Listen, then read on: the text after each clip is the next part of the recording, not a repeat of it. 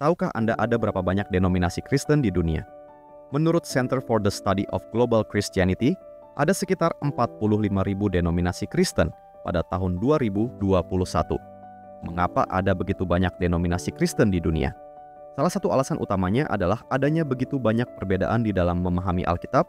Dengan kata lain, setiap orang menafsirkan Alkitab secara berbeda dan akhirnya menciptakan denominasi baru berdasarkan interpretasi mereka sendiri terhadap Alkitab. Jadi, kita dapat melihat akibat yang serius dari menafsirkan Alkitab. Oleh karena itu, sebagai orang Kristen, kita harus mengetahui bagaimana menafsirkan Alkitab dengan benar. Dalam video ini, kita akan mempelajari ilmu penafsiran Alkitab atau disebut hermeneutika, sehingga kita dapat menafsirkan Alkitab dengan benar. Mengapa kita menyebut penafsiran Alkitab adalah sebuah ilmu pengetahuan dan bukan kesenian? Karena ada peraturan dan formula tetap yang harus kita ikuti untuk menafsirkan Alkitab dengan benar. Dan di balik peraturan dan formula, itu adalah doktrin Kristen yang sehat dan yang setia kepada Alkitab. Jika menafsirkan Alkitab adalah sebuah kesenian, maka itu berarti semua orang dapat menafsirkan Alkitab sesuai dengan pemahaman mereka sendiri. Karena kesenian itu relatif adanya, tidak ada peraturan atau formula yang tetap. Anda dan saya dapat melihat karya seni yang sama dan memiliki pemahaman yang berbeda tentang karya seni tersebut. Cara yang benar untuk menafsirkan Alkitab adalah eksegesis, yaitu mengekstrak atau menarik keluar kebenaran yang ada di dalam teks, yang berarti bahwa kita membiarkan ayat Alkitab mengungkapkan arti yang sebenarnya kepada kita. Di sisi lain, cara menafsirkan Alkitab yang salah dan tidak alkitabiah adalah eisegesis, yang merujuk pada proses penafsiran Alkitab dengan memasukkan ide-ide sendiri ke dalam ayat-ayat Alkitab dan tidak berusaha memahami makna asli dari ayat-ayat Alkitab tersebut. Eisegesis dapat menghasilkan interpretasi Alkitab yang menyimpang atau tidak akurat karena memaksakan pemikiran sendiri ke dalam ayat-ayat Alkitab dan menyelewengkan arti dari ayat-ayat tersebut untuk menunjang pemikiran atau ide sendiri. Kita tidak boleh menafsirkan ayat di luar konteksnya.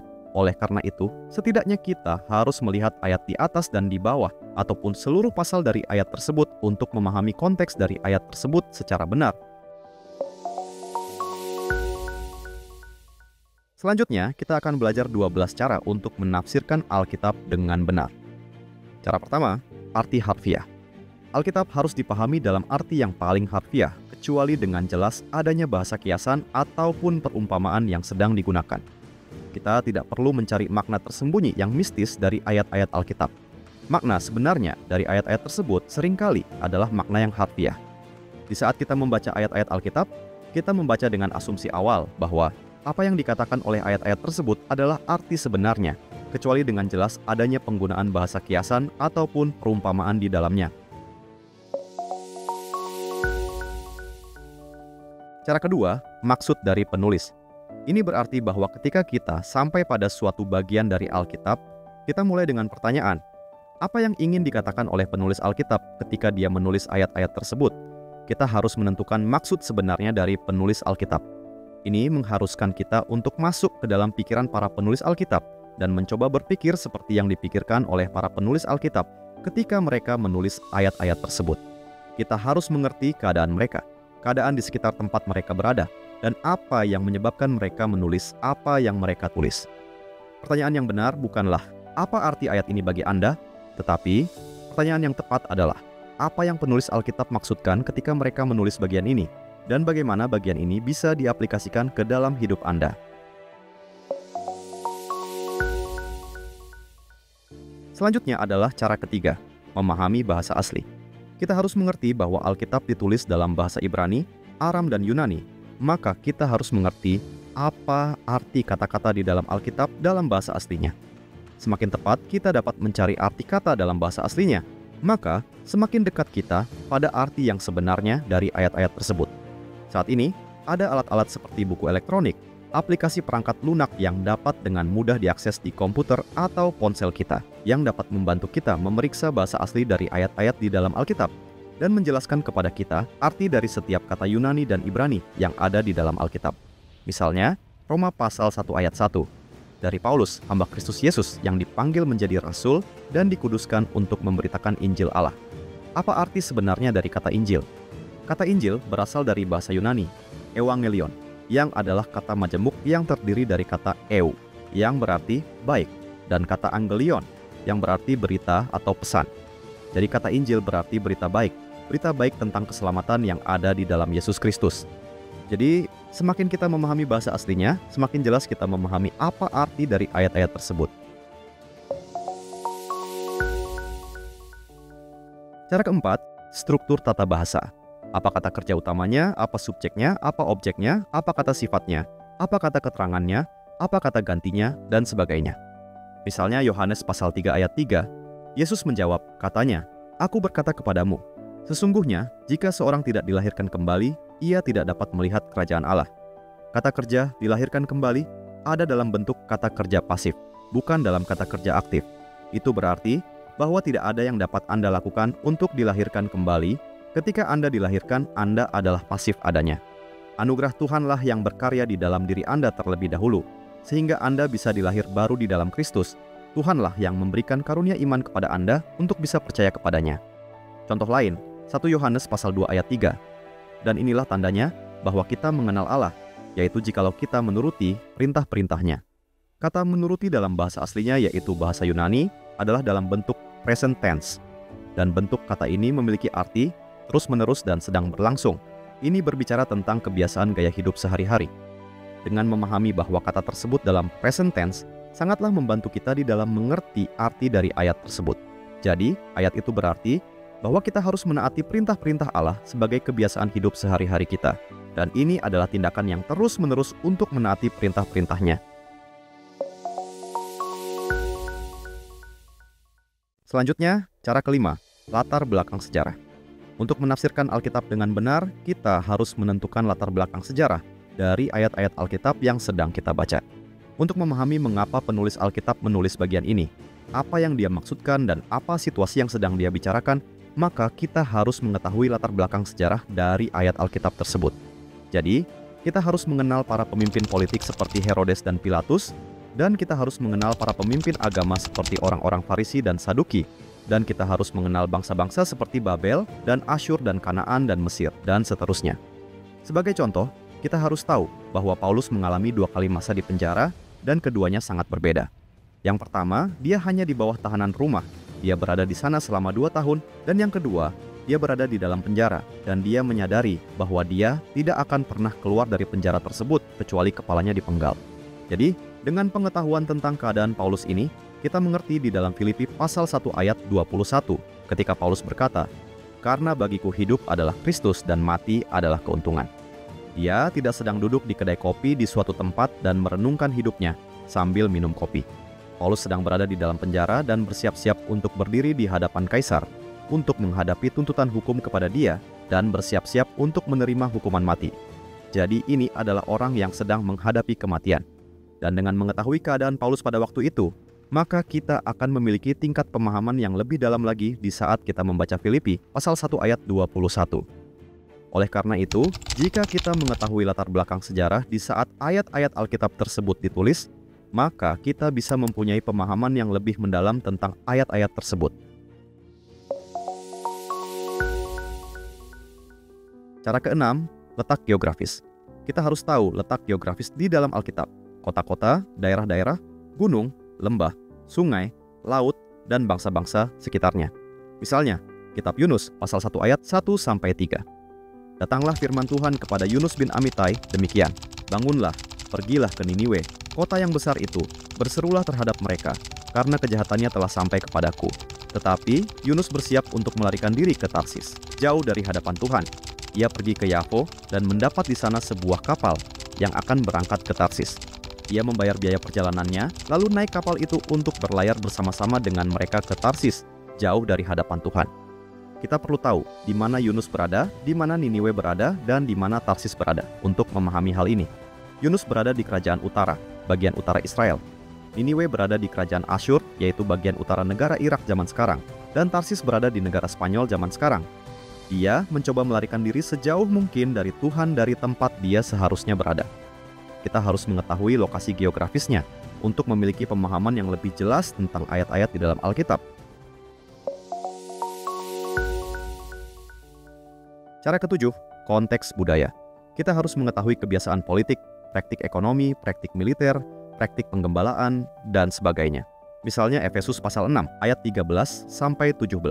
Sebab itu, ambillah seluruh perlengkapan senjata Allah, supaya kamu dapat mengadakan perlawanan pada hari yang jahat itu, dan tetap berdiri sesudah kamu menyelesaikan segala sesuatu.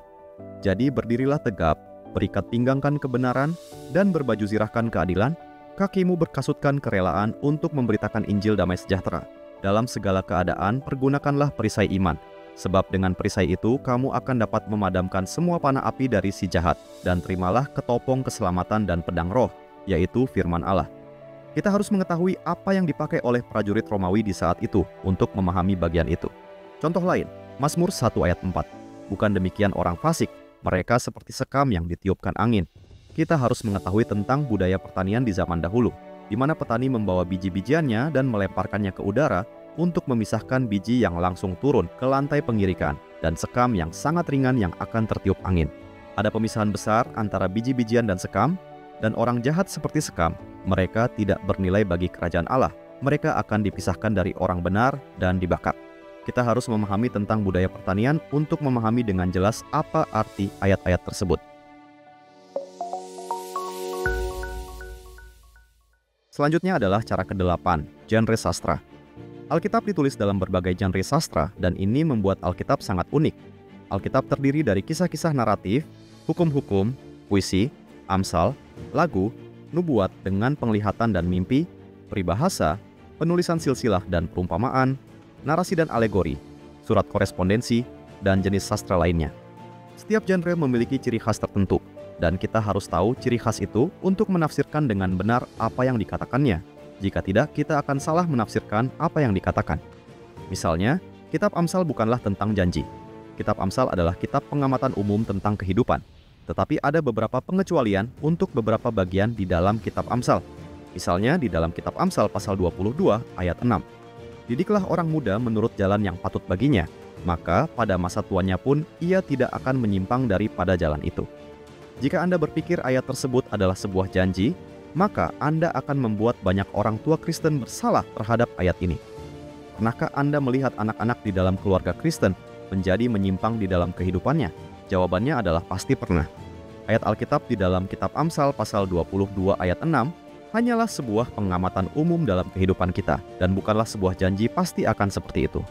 Jika Anda dibesarkan dalam keluarga Kristen, ada kemungkinan besar Anda akan bertumbuh menjadi orang Kristen yang baik, karena Tuhan dalam belas kasihan-Nya telah memberikan kesempatan kepada Anda untuk mendengarkan Injil dan mendapat pengajaran tentang kekristenan dari orang tua Anda, mulai dari semasa Anda kecil. Tetapi itu bukanlah jaminan bahwa Anda akan tumbuh dewasa sebagai orang yang baik ataupun sebagai seorang Kristen yang baik. Contoh lain adalah genre naratif. Hanya karena ada dicatat dalam Alkitab, itu tidak berarti bahwa itu harus terjadi dalam kehidupan Anda sehari-hari. Misalnya di dalam Kisah Para Rasul pasal 1 ayat 26. Lalu mereka membuang undi bagi kedua orang itu, dan yang kena undi adalah Matias. Dan dengan demikian, ia ditambahkan kepada bilangan ke-11 rasul itu. Mereka menentukan pengganti Yudas Iskariot dengan cara membuang undi. Apakah itu berarti di dalam gereja kita juga memilih diaken atau penatua dengan cara membuang undi? Kemudian, ada pembasuhan kaki di dalam Injil Yohanes pasal 13. Apakah itu berarti setiap gereja harus menjadi gereja yang membasuh kaki? Lalu di dalam 1 Korintus pasal 11, para wanita harus menudungi kepala mereka. Apakah itu berarti di setiap gereja wanita harus menudungi kepala mereka? Jelas jawabannya adalah tidak.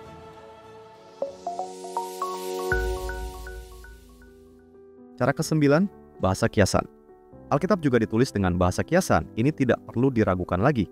Ada ratusan kiasan yang digunakan dalam Alkitab.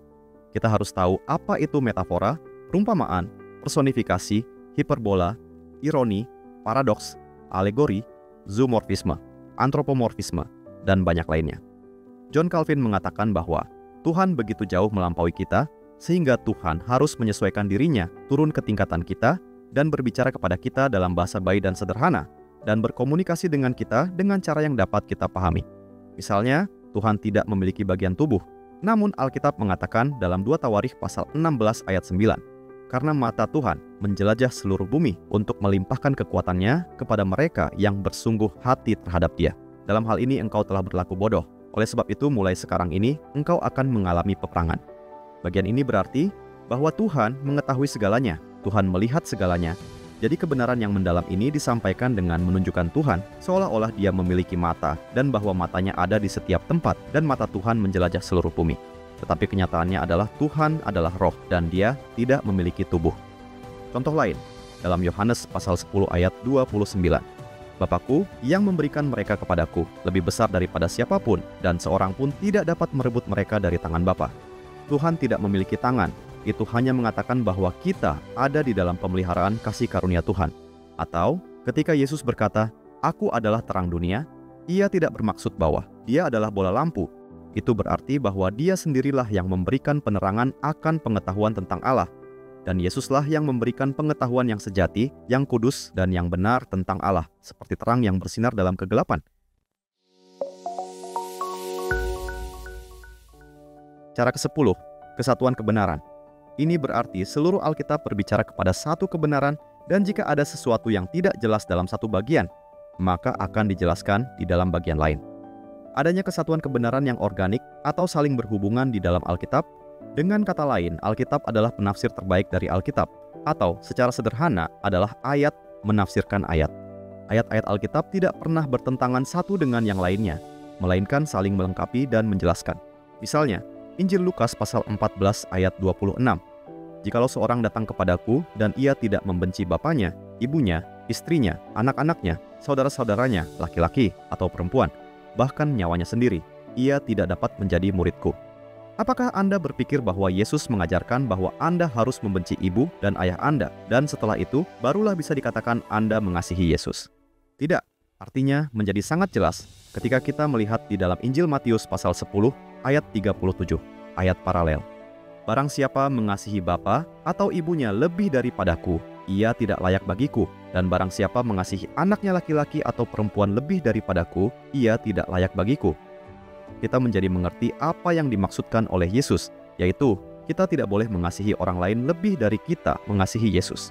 Bukan berarti kita harus membenci orang lain agar bisa mengasihi Yesus. Itu adalah contoh yang sangat baik dari ayat menafsirkan ayat.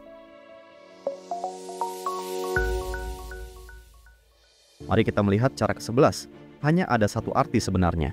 Hanya ada satu penafsiran yang benar untuk setiap bagian Alkitab. Tidak ada yang dinamakan satu interpretasi untuk orang ini dan interpretasi yang lain untuk orang yang lain. Ayat-ayat di dalam Alkitab mempunyai arti yang sama bagi kita semua. Meskipun hanya ada satu interpretasi yang benar, tetapi ayat-ayat Alkitab itu kemungkinan memiliki aplikasi dan implikasi yang berbeda bagi setiap orang. Tetapi tidak mungkin ada lebih dari satu interpretasi yang benar untuk setiap ayat di dalam Alkitab. Yang ada hanyalah interpretasi yang benar dan interpretasi yang salah.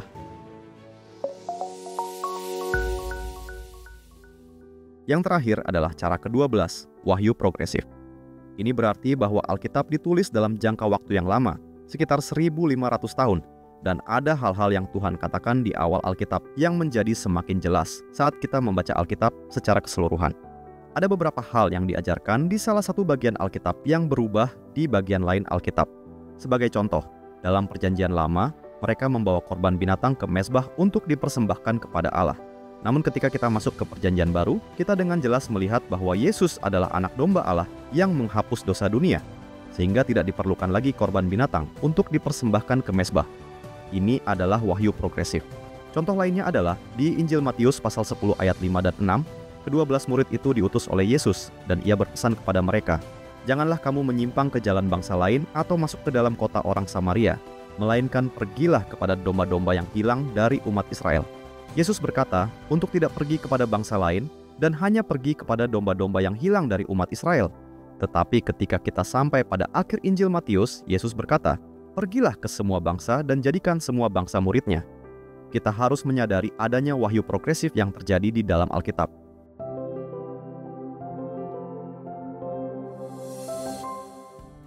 Inilah 12 cara atau prinsip untuk menafsirkan Alkitab yang harus kita terapkan ketika kita mencoba untuk memahami ayat-ayat di dalam Alkitab.